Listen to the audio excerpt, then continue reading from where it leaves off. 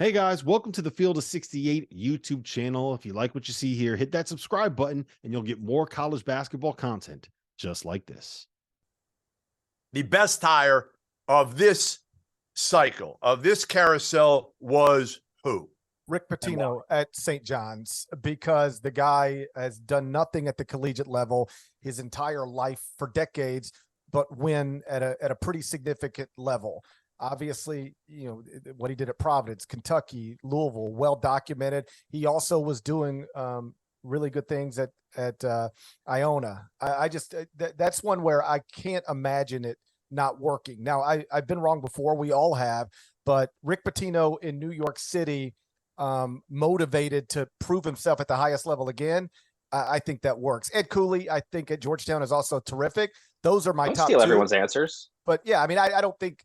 Yeah, I don't know how you start the conversation without Rick Pitino and Ed Cooley. Norlander? My answer will be the coach that I think is going to have the most success at the longest amount of time. So Pitino's the winner, but maybe he goes 4, 5, 6 years.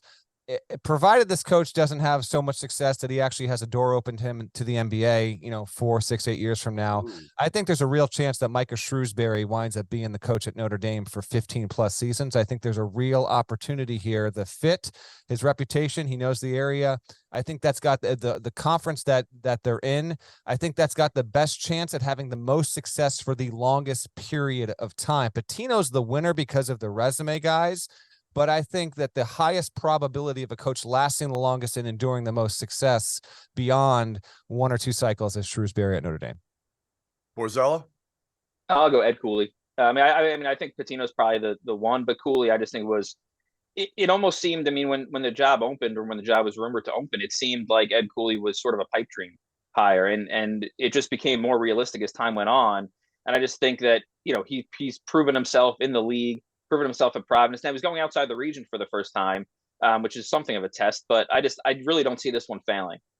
Just based on what he's done. And I'll add this before Dauster weighs in, but of the high major hires, I really don't think there were many bad ones. Like I just don't really see any ones where I'm like, that's a pretty bad hire. I don't think this is, or Borzello, there will eventually be ones that were proven to be yes, bad. I'm just saying on paper, I feel like in the past you could maybe have a head scratcher or two. I kind of am intrigued, or at least impressed, by pretty much all the high major head coaching hires from this cycle. Our partner for today's episode is Athletic Greens. I started taking AG1 during the college basketball season, and I loved the impact that it had on my energy levels. I'm a big coffee in the morning guy, but by the time that the afternoon would hit, I needed another boost. AG1 helped me tremendously, especially on those days when I didn't want to get up off the couch and go hit the gym. Their tagline is AG1 is comprehensive health and the power of habit in one. And man, that could not be more true. It's nearly impossible to eat and drink in a healthy manner in the month of February and the month of March when you are in my business. And AG1 was exactly the supplement that I needed to improve my gut health and cover my nutritional basis for the day. I've continued that into April. I've continued that into May, and I'm going to continue that the rest of the summer. All I have to do is mix a scoop of AG1 with some water, or maybe add it into a smoothie, and I'm ready to go. Do it after lunch, and you'll be ready to go for the rest of the day. If a comprehensive solution is what you need from your supplement routine,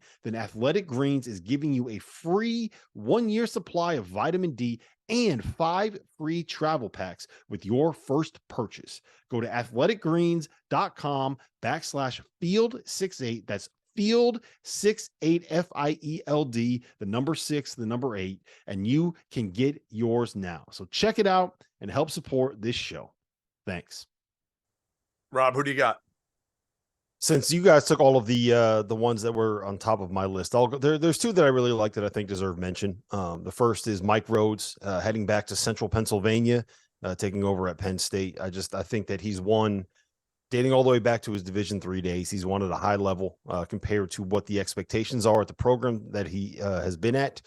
And I think that bringing him to a place where you really need to be able to build a culture and develop a program over the years, get old, stay old, have guys stay for 3-4 seasons. I think you have to do that at Penn State to find success, and I think he'll be able to do that.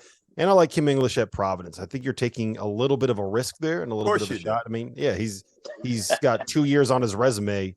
And I think he's super sharp. I think keeping Bryce Hopkins and keeping Devin Carter is going to keep the momentum rolling for Providence. And I think he's getting in at a good time. And honestly, he got a little bit lucky that this ruling where guys can't transfer a second time and be eligible immediately after a coaching change is going to help him out a bit, because I mean, you keep two all Big East players, two guys that are probably going to eventually play in the NBA. And I think it's going to be tough playing in the Big East that first season, but I really like that hire. I like them taking the chance, because if you don't get him now, there's a real chance in 3 years. All right, we're cutting you off. You're done. You're out. You're out. All right, listen, we don't have time to ramble here, Dauster. This isn't a rambling. That was the first time I spoke on a whole pod. Not a rambling pod. We're cutting you off. All right, here we go. You guys took all I mean, listen, there's really nobody left, guys. I think McCaslin's got a decent shot at lasting a while. No, I'm not. Listen. I got a good one here. The best hire of the cycle was made by one Penny Hardaway, and it was Slick Rick Stansbury.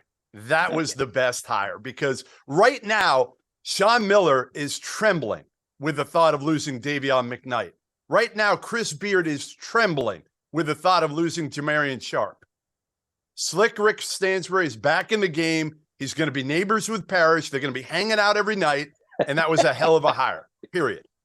All right? I don't know if they're trembling. Over under 1.5 personal interactions between Parrish and Rick Stansbury in the next 12 months. I'll go 0. There's no way. I mean, they'll walk right by each other. I'll say over. I'll go over. I'll go over. I have a good relationship with Rick Stansbury. So do I. Why does everybody think Rick and I hate each other? I wonder. Just because I call him Slick? He does hate you. Yeah, no, he does not. Oh yeah. Yes, he does. Yeah, it's well, all right. Then he's phony with me when we see each other. Oh boy. How about let me rephrase? If I were Rick Stansbury, I would hate you. Well, that's fair. That's fair. That doesn't. You don't think Slick Rick thinks that is a positive? Me calling him Slick Rick. You don't think he enjoys that? I can't speak for Rick. If I were Rick, I would not enjoy that. He's the most feared recruiter of our time, boys. He's great. He's the most feared. Guys, honestly, I think you and I have different times, Goodman. Just to make that clear. All right, he's the most feared recruiter of Parrish and I's time when we're at ABCD camp. Is he not, Gary?